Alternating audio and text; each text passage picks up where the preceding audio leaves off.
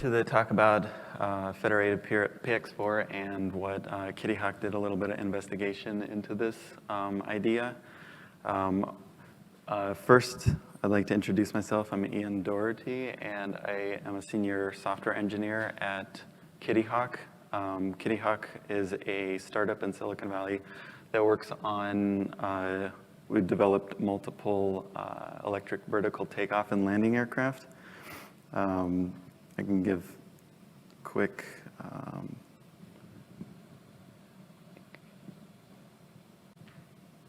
I don't have internet down here. This is a little more unusual for PX4, just because most of the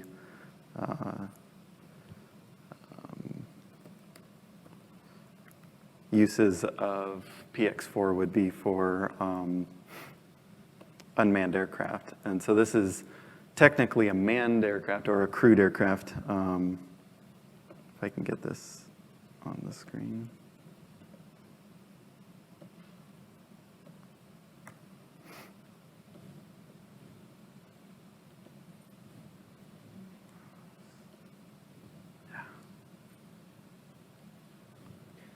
There we go.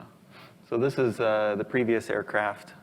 Just as an introduction, but our strategy is to go full autonomy from day one. So that would include more autonomy, or the autonomous systems, and PX4 is a good starting point for us, at least in our rapid prototyping phase.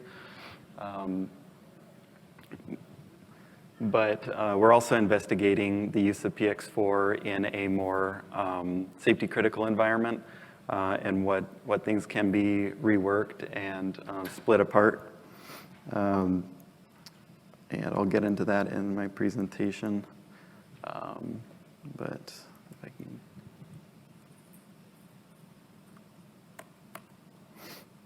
I just died.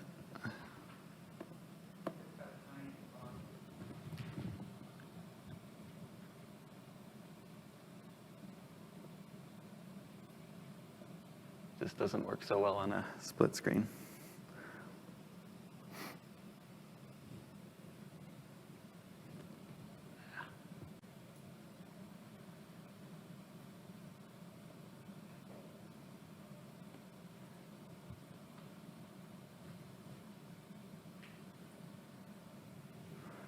There we go. Okay. So moving on, basically this talk is about taking the PX4 software stack and trying to split it across multiple execution domains. So currently the PX4 stack is very monolithic. Even though it's modular at the thread level, it really is not designed to operate across multiple execution domains. So it requires a decent amount of development to split it across multiple processors or cores on a processor. And when we're looking at it as using it in like an electric vertical takeoff and landing aircraft, the system is a lot more complex, more batteries, more motors, more sensors, and they're all distributed across the aircraft. So PX4 is typically used in a very condensed, highly integrated environment, and it doesn't work so well or scale to a larger distributed network across an aircraft. There are techniques out there, and there are existing libraries that support that kind of distribution, but a lot of it is based on ROS and other DDS domain applications, which is great if you're running, higher performant cores across your network that can run a full ROS instantiation. But we were looking into ultra low cost techniques and using small microcontrollers similar to what PX4 natively runs in, and distributing those across the network. So there's ways to integrate all those nodes in just a single PX4 instance, essentially. And when you build the ROS type architecture, you run into having to maintain multiple different types of software.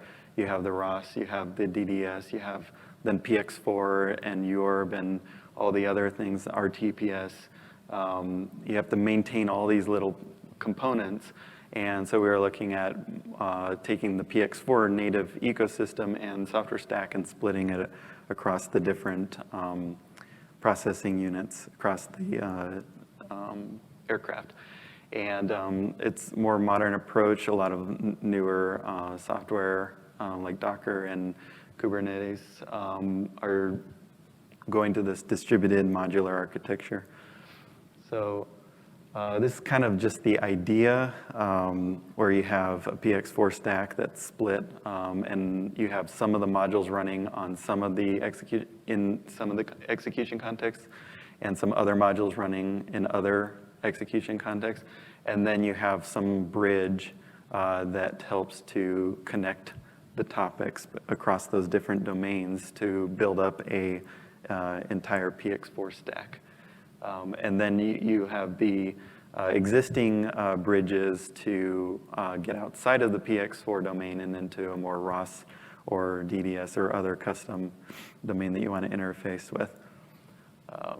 Part of the reason or motivation is if you look at existing PX4 use case, even though there's a variety of copters and aircraft, if you look at each of those, they're tightly integrated. They have a copter-like arrangement. They don't have, their sensors are pretty like hobby grade. Some of them are approaching professional grade, but the bandwidth and you can see these aircraft are fixed body. They don't have a lot of like flexibility. So if you have a larger aircraft, possibly with more moving parts that you have to control, the PX4 is not well suited to it. There are things you can do to use the PX4 as it's today, but we start running into issues where we want to use more performant algorithms and a more distributed architecture. So with the modularity, you have challenges. There's interoperability. If you start splitting the PX4 stack across multiple processors, if those processors are those nodes in the system on the network are made by different manufacturers, then you have to consider interoperability. Do you have good common interfaces to help make sure that components delivered by different manufacturers are able to interoperate? And then compatibility, since you have a distributed system now, you're not just loading one piece of software on one processor or microcontroller. You're loading multiple fragmented pieces of software throughout the system. And so if you're going to split the PX4 stack across multiple compute platforms, then you want to have a strategy for making sure that everything, as the PX4 stack starts up and boots up and assembles everything and connects everything, you want it to check and make sure that all of the software running on the different nodes is what should be there. It's not like an older version on one of the nodes because it reset in the middle of being updated or something like that. And then some benefits you get when you distribute the architecture like this, not just being able to run on more than one core or processor, which gives you more expandability and flexibility around your performance, but you also get the added benefit of being able to isolate different systems across a very well-controlled interface, which allows you to do your testing at that interface, and if there's a failure, you can isolate it on that interface. Another thing is reuse. When you distribute across the system like that, you can reuse a lot of the different components, drivers, parts of the stack. If you're concentrating your PX4 purely in one spot, then the other systems, the other parts of the system aren't necessarily you might have to roll your own software or find other open source software out there. Verification regression, because of the isolation, a good side effect of that is that when you change something, if you only change it in one of the nodes or a couple of the nodes, you only have to rerun your verification against the nodes that changed, and it's easy to make a strong argument that the other nodes just need to be reintegrated rather than re-verified. Mixed criticality is another thing where if you have hardware isolation, you can now run different levels of criticality in your code on different nodes. And if so one node is not running a certain module, then that module doesn't, and that node is a high criticality node, you don't necessarily have to certify or verify, qualify the node to a higher criticality because it's not running on the high criticality nodes. So it makes it easier to scale your effort around verification and qualification of the system. There's a lot more benefits and things that I could probably spend a couple hours going into, but wanted to keep it somewhat brief so that we can get to discussion and questions if anyone has it. So another part of the system that's a big factor when you start distributing the PX4 stack across multiple compute nodes is your transport layer. So the PX4 native inter-process communication layer is UARB, which is a very lightweight shared memory type IPC. And so we've looked into, should we replace it with something that's maybe a little more verified versus take it and take it through verification, other approaches like that. So far, we're still using UARB. We're not like gutting it yet. But then to get that UARB domain connected between multiple execution processors, you have to have some sort of well-defined communication interface. And so we've been studying the different available communication protocols. I have a few up there. UAVCAN is another one, or it's now called CIFL, I guess. And right now we are actually kind of rolling our own that's similar to CIFL, but that's just for our investigation into doing this. The security is a big factor if you're going to go across the network. So now you have basically the flight controller stack is running across a real-time network. If that network, you can safeguard it from a physical standpoint, but if someone's able to get access to the physical network, can they interrupt and maliciously tamper with the flight control system? There's the robustness of that network because you're relying on it to maintain the overall operation of the system. You have to make sure that a small defect's not going to take the whole thing down. Efficiency, because we're talking about microcontrollers, part of the motivation for doing this is to be able to distribute microcontrollers across the system and use them in your flight controller stack. If you're not very efficient, then you're going to eat a lot of your compute bandwidth just in the inner node communication. Redundancy is another thing. The protocol should be tolerant to a redundant network so that you can provide 100% uptime in case a link goes down.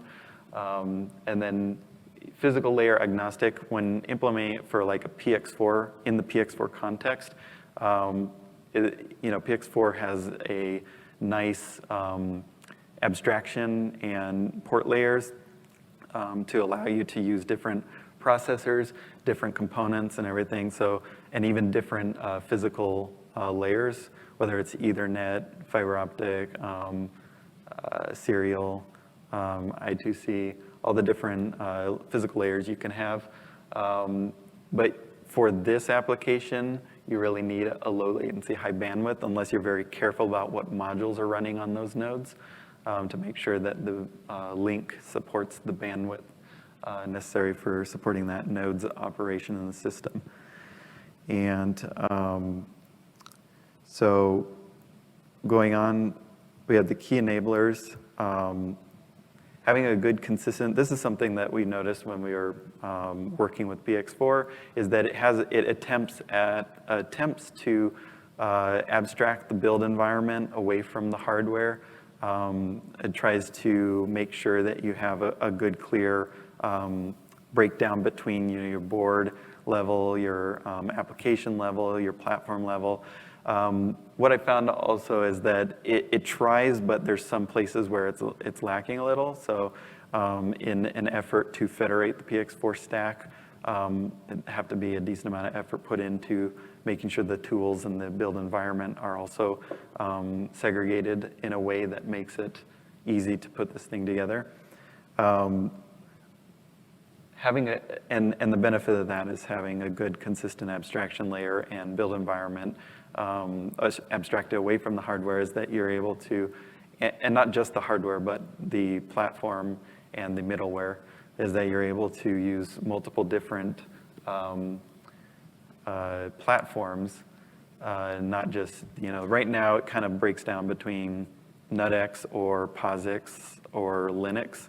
And when you go POSIX, you start to run into tool chain issues, which can, slow down your development and everything. So having a good, clear breakdown in your build environment will really support having kind of like a platform agnostic stack.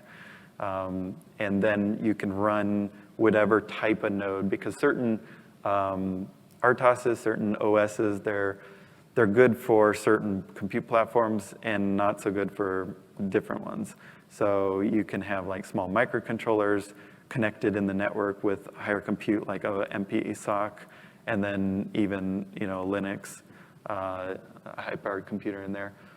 And then for enabling this, I think that one thing that would be a really big boost that we could work on is kind of like a system builder GUI tool, or some sort of tool that allows you to build the systems. Right now, the modules are allocated based on kind of like makefiles and or these definition XMLs, and you have to go in and manually edit text files and everything to build up your system, and then it's really focused on just one instance tied to one platform in PX4. But if we built a more like maybe a graphical system where you can drop execution context, different platforms, you can configure each one, and then you can allocate the different modules of the stack, and it will help, and then you can hit like validate, and it will validate everything as connected properly and that you're not missing certain things, and then it will auto-generate the bridge files for defining all the messages that go across each interface, as well as allocating the right drivers to the right stack, and that way you can only have the driver code that you need per node, depending on what network interface you have to that node. And then you can also possibly add more like a system simulator where you can simulate the different modules running at different on different execution contexts, and you can input like the latency and the bandwidth and everything of the different links, and you could make sure that your system's going to, at least best guess before actually implementing the system that it will work and you're not going to exceed bandwidth on some of your links.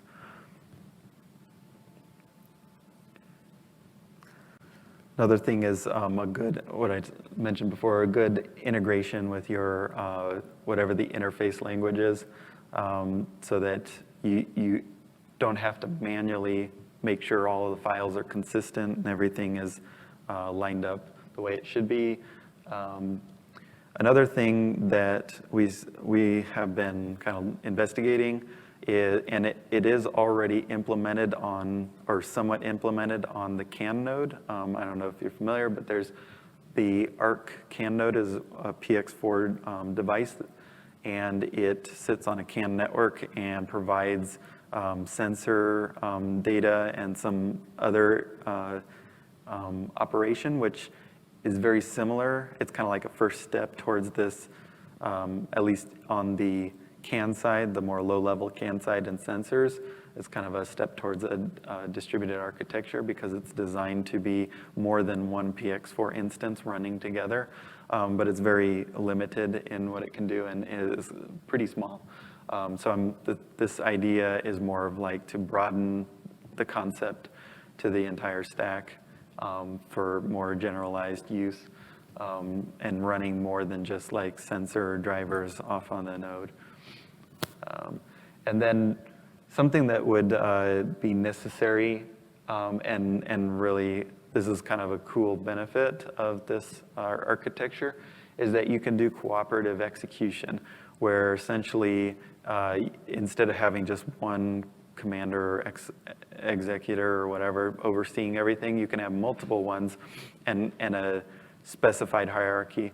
And if one of the nodes drops offline, if another node has available bandwidth, it can spool up the same module. So you could say it's a heterogeneous approach to redundancy. So you can have like maybe specify that 2 or 3 nodes are capable of running a specific module. And so and there's like the primary and the backup or something like that. And it can just on the fly spool up the module if it goes offline on a different node. And you can do an analysis of all the nodes in the system and make sure that every critical module has at least one redundancy, and you can lose any node in the system and still continue to operate. And then another thing that I had to work on to get this to work was the routing of Mavlink and some of the RTPS bridge and everything, because you have to specify the right system IDs so that the nodes consume the right topics that come to them. Otherwise, they just drop it. So any questions before I jump into just kind of a summary of what we did at Kittyhawk in our investigation, and then I'm going to wrap it up. Okay, so over at Kittyhawk, we kind of jumped in with the Tyrian Sky node. And the Sky node, I don't if anyone's familiar with it, it has a companion processor or mission computer next to a FMU 5X for the older one and 6 for the newer one. And they're connected with a serial port, but they are also connected over a Ethernet switch internally.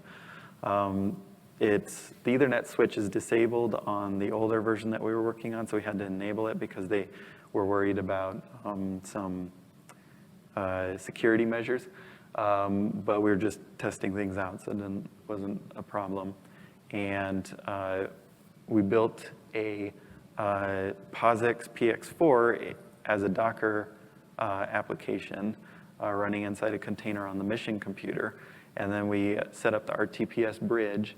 And we had to, as I said before, modify some things in the PX4 stack so that they could talk to each other, because the way it's designed right now, you have the agent and the client, and the agent and client are separate code in the PX4 repository, and they have different system IDs so that they'll talk to each other.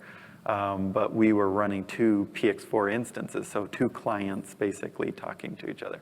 So you had to modify the system ID so that they didn't look like the same, like they were getting their own messages. So once we did that, they started talking to each other. And what was interesting is part of the motivation at the very, very beginning of this was the Sky node doesn't give you a direct serial connection to the FMU, only to the mission computer, and it uses a IP over USB to give you, or Mavlink that's kind of like rerouted through the mission computer and to the PC. So the HIDL, the standard PX4 HIDL didn't work because it relies on a serial connection to the direct connection to the FMU. And so we wanted to be able to run a standard HIDL scenario with the Sky node. And so our approach was to essentially set up this system here. And what that allowed us to do is use IP for the simulator connection.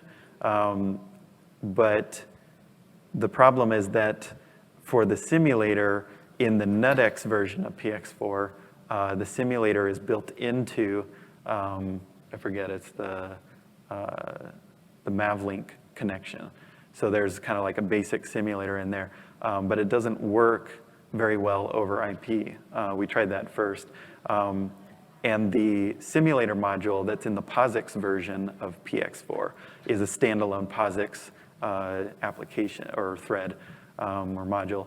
And basically, we wanted to run that module over on the actual hardware device so that we could connect to it through the IP connection over the Ethernet. And so that enabled us to do that, where we are able to, with a PC, over the Ethernet connection, connect to the simulator module running on the mission computer, which then was integrated with the PX4 running on the FMU over the Ethernet using the RTPS bridge. And that allowed us to run HIDL, standard HIDL simulations using the Skynode. And then we're basically researching techniques for synchronizing the parameter, because part of the PX4 stack is you have the modules, you have the middleware and the platform, but you also have this parameter database. And for doing vehicle control, where there's a high safety component, you want things to be very deterministic in their behavior. And so PX4 takes the approach of having a parameter database that is static and loaded on boot up, and some parameters you have to reboot for it to load those new parameter values in. But this is, and the parameter database is separate from like the modules and the topics and everything. So you can't just like send a topic out saying, what's this parameter value? You have to query the database directly. So this requires you to synchronize a database across the network. The CAM node approach is to basically have its own parameter database that doesn't overlap specifically with the main PX4 database. But if we did, or we take this further, we would probably want to synchronize the database across the network so that everyone has their own copy. And the parameters don't change very often because they're what determine the behavior of the system. Then having a synchronization routine where when you connect using Mavlink or some other connection, you go and you update a parameter on one of the nodes, it then propagates across the network to all the other nodes so that they always stay in sync. And then they're constantly sharing the hash of their database so that it makes sure that all the nodes stay in sync and you don't get a stale database lurking on your network. So those are kind of the things we did to implement this. It worked pretty well as far as we've gotten. We've only been working on it a couple months, but that's where we've gotten. Okay, that's what I had for today. Are there any like questions, topics?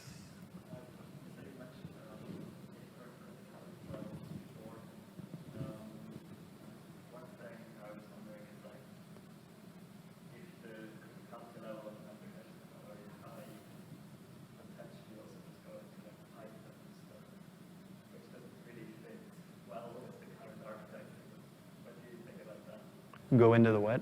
Let's say if you have some task you would want to put on that is not very critical, like capital, you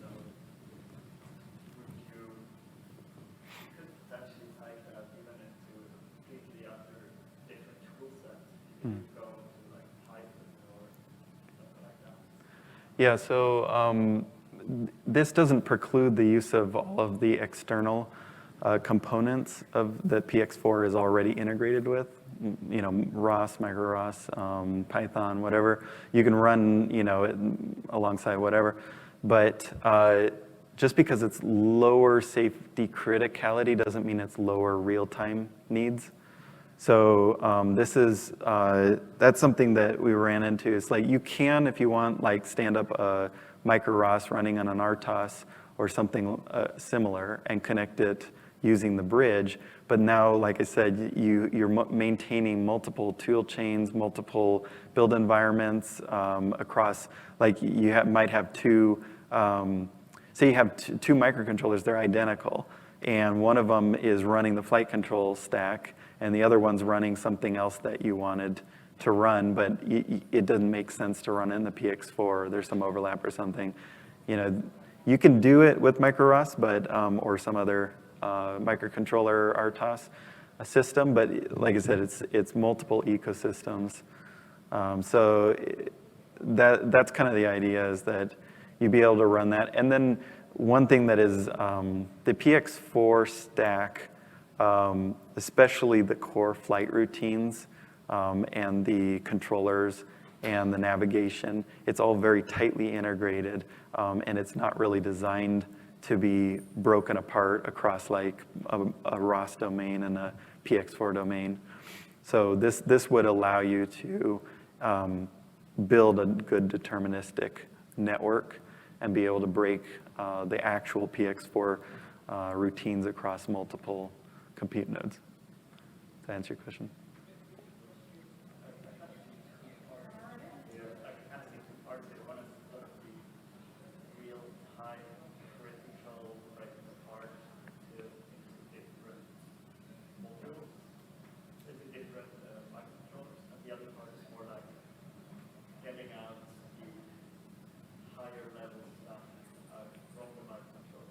Yeah. Yeah, there's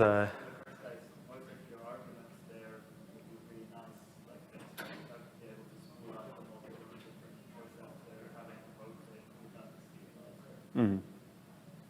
But then on this, if you look at PX4 now, they've got a lot of like navigation logic that really not that safe. Yeah.